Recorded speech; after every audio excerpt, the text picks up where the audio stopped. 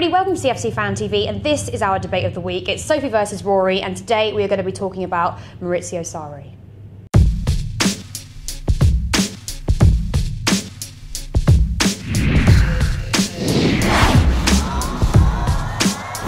Okay, so the Premier League has officially began. We're 2 games in. I'm really happy about it, but apparently Rory is not. We've got 2 wins in a row. Rory, come on, what's your problem? It's not that I'm not happy. Do you know what? Before we even start this video, I've just got to do something. I just want to say I've got a lovely cushion here, and it has a wonderful cow on it. Do you like the cow that I've got on this cushion?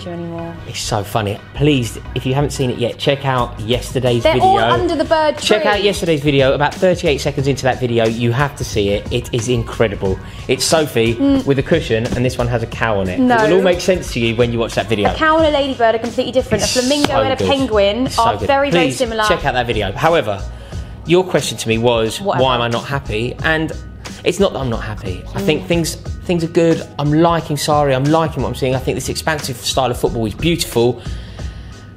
I just don't know if we should be rejoicing the way that we are. If you analyse the 3 games that we've played so far, City destroyed us, completely destroyed us. We couldn't get the ball off them. Huddersfield was fine, but it was a slog, and it was ungainly, and it wasn't the dream. And Arsenal, look, whenever you beat Arsenal, if you beat a London rival, you come out the ground and you feel ecstatic because you're on cloud 9, because you've beaten them, their fans are upset, you're buoyant, your players are celebrating, and everything feels wonderful. Especially for me, because I'm from North London, I'm of an age where I can remember them battering us, so I felt like that, I was jubilant. But when you sit down and you think about it, and you think about what you saw on Match of the Day, and you go through it again, you kind of go, right, but they could have scored 5 goals in that first half. Right, 5. But it's the worst Arsenal team for about 2 decades, and they could have scored 5 goals. No, but I think we had a bad 20 minutes. I don't think it matters whether if we talk about the Arsenal game, I don't think it matters whether they've got the best team or the worst team. Against us, in the last 6 games prior to that game, we hadn't won, and we managed to scrape something through. And I think a lot of that is down to Sarri's tactics. And you have to remember that we aren't starting with Hazard in these games. We aren't starting with probably our new best signing, Kovacic. To me, actually, I think he is. Anyway, and we actually managed to scrape the first win through. So I think his tactics in that game, I don't think we're going to see us play the most pretty football this season. I think there were moments in that Arsenal game where I saw some really, I don't know, I guess you could say moments of brilliance in our team that we definitely didn't see last season. I think Kante is putting himself in a completely different role almost, by pushing himself further up forward, a bit more attacking. I think Jorginho has a lot to do with that. I think the Sarri using Ross Barkley compared to Conte not even, thinking about putting him in the team, especially not in the starting 11 anyway, is a great idea. And I think even in the Huddersfield game, okay, fine, maybe it wasn't the best football you've ever seen, but it's a clean sheet, it's 3 goals. And I think you have to remember, we haven't got our best players back to full fitness. Yeah, look, everything you said there is true, of course, but I just have to caveat it by saying we need to show a bit of caution. It isn't, I don't think that what we've seen so far is quite the reason to rejoice. But I think all that's going to happen. If you remember, we're now playing in a new formation, and when you change your formation, the main thing I look at especially is the back line, is the defence, which is really shoddy. And 100% I completely agree. But I think we've got options to use if worst comes to worst. I think Sarri's trying to make this David Luiz really good situation work out. Alonso is fine wherever he plays. I think we've got it covered. He can score goals, he can defend. He to me is done dusted. You see, that's interesting, because everybody knows how much I love Marcos Alonso. But what you've just said there, a lot of people who are watching this video, in fact, will passionately disagree with you. Yeah, of course. But I just. So if you look across the back line, and we just look at it from trying not to be tribal about it at all, try and just look at that back line for individual players without having any attachment, which I know is impossible for Chelsea fans, but let's just try and do it. If you analyse Marcos Alonso, you could flag a flaw in his defensive game. If you look at Rudiger, you could flag a flaw in his defensive game. If you look at David Luiz, you could do the same. And Cesar Azpilicueta hasn't looked like the most accomplished defender in the Premier League like he has done over the past couple of years. Yeah. I'm really happy. I'm really happy with Sarri. I'm really enjoying this attempt to play more expansive football. I think Jorginho and Kovacic are 2 of the best players in that position I've perhaps ever seen. I thought Kovacic's debut was exceptional.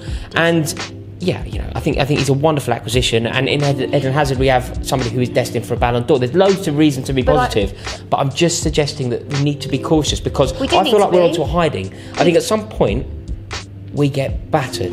No, I don't see it happening quite like that. I think by the time that happens, by the time you think that's going to happen, I think Sarri will have figured out his good starting 11. I think players that aren't as fit, like, I mean, you have to remember, even Kante played in the World Cup, for God's sake. World Cup winners, but he's been thrust into it because we basically can't live without him. But look, here's a question for you then. No, you're taking into consideration pre-season. There's no point in taking into consideration. No, I haven't acknowledged pre-season. I've acknowledged the Charity Shield.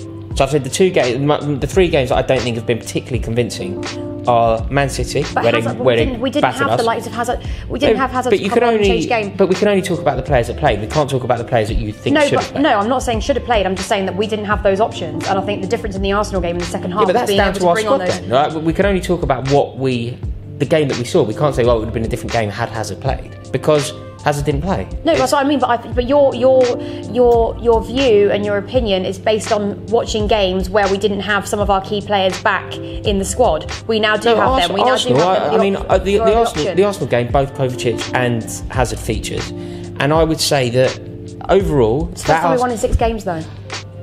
Yeah, but that's more of an indictment on what happened previously rather than a success of what's happening now. Like I would say, here's a question for you and you. Go on, then. If we defend the way that we did against Arsenal in that first half in particular, but let's just say it's exactly the same defensive performance, I would say that Roberto Firmino in that fixture against Liverpool would score 5 goals. And I wouldn't say 5, but I would say quite a lot. Okay, yeah. That's fair enough, fine. But all the mistakes that we made, especially for the first goal, that pass between, if that pass between Barkley and Willian doesn't happen, I don't think it gets to that point. No, of course. Right? But I mean, if Lacazette puts in a proper tackle against Hazard, then our winner doesn't happen. Right, but I think if you look at the substitutions that Arsenal made their substitutions just like we did to try and win the game in the second half. We won. We come out on top of that. Yeah.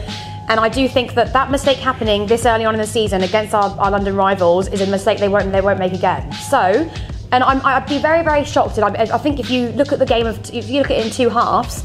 When they came out in the second half, we were a lot better. We dominated the second half. So Sarri obviously made some Actually, I watched the video. I watched your video with Troops. Oh yeah. Which I do enjoy the content that you 2 put out. He said something very weird. What did he say? He said we were controlling the second half, and you kind of went, but you didn't flag it. I was like, what? It was the second That's half not me being weird, is it? We were completely in control of that second half. We were. I like to just let Troops talk. I don't really want to get him, because anything you say to Troops, he seems to have an answer back for that.